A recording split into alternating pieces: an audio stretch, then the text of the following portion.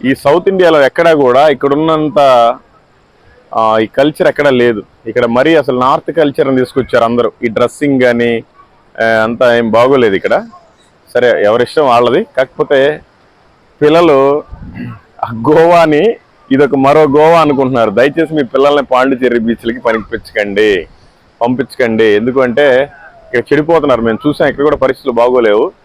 బాగా ఇక్కడ కూడా రేట్లు బాగా చీప్, మందు అన్ని హోటల్ రూమ్స్ అవి ఉన్నాయి అవైలబుల్.